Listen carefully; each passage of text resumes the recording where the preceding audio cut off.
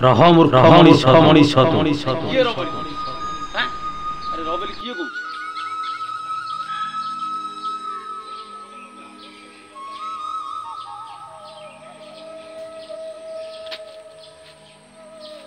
ଆରେ ହେଇ ଏ ଗଛଟା ଆଉ ଏ ଗଛଟା এই দুইটা গছ মতো হাଣିদেলে মতো সুবিধা হবে। আজ এই গছকু হাণিবি ଆଉ এই গছকু হাণিবি এইটি ঘর করা হবে। এইটি ঘর কইলে ମୋ ପିଲାମାନେ ସବୁ ସୁଖରେ ଶାନ୍ତିରେ ରହିବେ ହେଲା।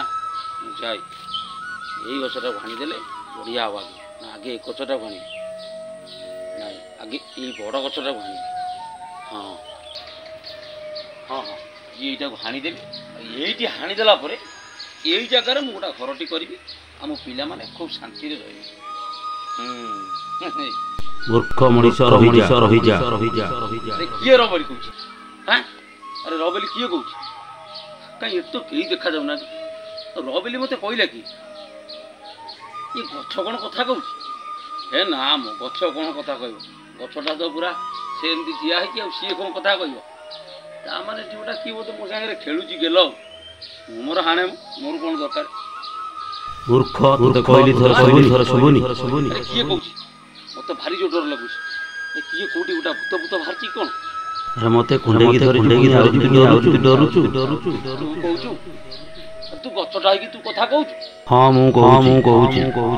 କିନ୍ତୁ କଥା କହିପାରୁ ବୋଲି ମୁଁ ଜାଣିନି। ତୁ କଥା କହିପାରିବୁ ବୋଲି ମୁଁ କେମିତି ଜାଣିନି? ଆରେ ତୁ ମୋତେ ହାଣିବା ପାଇଁ କହିପାରିବୁ କି ମୋତେ? ତତେ ଏଠି ହାଣିଲେ ମୋ ଘର ପାଇଁକା ଗୋଟା ମୁଁ ଘର ତିଆରି କରିବି ଆଉ ମୋ ପିଲାମାନେ ବଡ଼ ହେଲେ ଖୁସିରେ ସୁଖରେ ରହିବେ। ଆଉ ତତେ ହାଣିବିନି ବୋଲି ତୁ ଆରେ ତୁ କୋଉଠି ରହୁଛୁ ମୋତେ ଟିକେ କହ। ମୁଁ ବା ରହିଛି ସେ ଚାଳ ଘରେ। ପିଲାମାନେ ବି ହାଣୁଛୁ କାହିଁକି? ଆରେ ତତେ ହାଣିଦେଲା ପରେ ଏଠି ପିଲାମାନେ ରହିବେ, ତାଙ୍କର ସୁଖ ଶାନ୍ତି ସିଏ ତାଙ୍କର ବୁଝିବେ। ଆଉ ସିଏ ଗରମ ହଉ ଖରା ହଉ ସିଏ କ'ଣ ଜାଣିବେ? ଖାଲି କୋଠା ଘର ଥଣ୍ଡା ହବନି ହାଣିଦେଲେ ବି ଗରମରେ ରହିବେ। ଆରେ ବାପ ହିସାବରେ ମୋର ବି କର୍ତ୍ତବ୍ୟ ଥିଲା ପିଲାମାନଙ୍କ ପାଇଁ ଭଲ ମନ୍ଦ। ଆଉ ତୁ ତ ଚାଳ ଘରେ ରହିଛୁ, ମୋତେ ତ ଥଣ୍ଡା ଜୋରସୋର ହେଉଛି, ସେଠି ବି ଥଣ୍ଡା ଲାଗୁଛି ମୋତେ। ଏଠି ତାଙ୍କର ରହିବେ, ଏଠି ଗରମ ହେଲେ ସିଏ ତାଙ୍କର ବୁଝିବେ। ଆରେ ବନ୍ଧୁ ତଳେ ଠିଆ ଚିନ୍ତା କରୁ ଥଣ୍ଡା ଲାଗୁନି। ଆରେ ତୁ ତ ଏତେ ବଡ଼ ଗଛଟା ହେଇଯାଇଛି, ତୋ ଛାଇ ପାଇଁକି ବି ଏଠି ବି ମୋତେ ବି ଥଣ୍ଡା ଲାଗୁଛି। ଆଉ ମୁଁ କ'ଣ କରିବି? ପିଲାମାନଙ୍କ ଭବିଷ୍ୟତ ପାଇଁ ଦେଖିବାକୁ ପଡ଼ିବ ନା ମୁଁ ତତେ ଦେଖିବି କହ? ବନ୍ଧୁ ଛାଇ ଦେବି।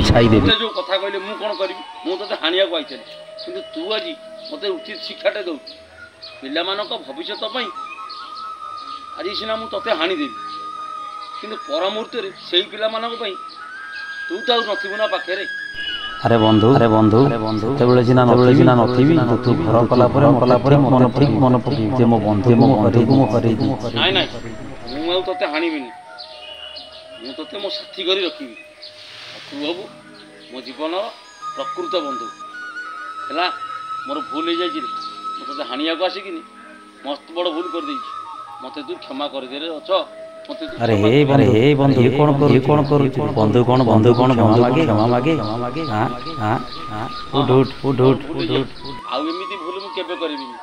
ତୁ ତୋ ବାଟରେ ରହ, ମୁଁ ମୋ ବାଟରେ ମୋ ଘରକୁ ପଳାଇ ଯାଉଛି। ଆଉ ସେଇଠି ଖଣ୍ଡେ ଜାଗା ଦେଖି ସେଇଠି ବରଂ ଘର କରିଦେବି, ଆଉ ସେ ପିଲା ଛୁଆ ସେଇଠି ରହିବେ। ଯେମିତି ଅଛୁ ସେମିତି ଖୁସିରେ। ଆରେ ବନ୍ଧୁ ମଣିଷ ଯଦି ଆମେ ବନ୍ଧୁ ଭାବନ୍ତେ ନା ତାହେଲେ ଆମେ ଖୁସିରେ ଥାନ୍ତୁ। ହଁ ମୁଁ ଯାଉଛି ରେ। ମୋତେ ଭୁଲ ହେଇଯାଇଛି, ମୋର କ୍ଷମା କରିଦେବୁ ରେ। ମୋତେ ଭୁଲ ବୁଝିବୁନି, ଯାଉଛି।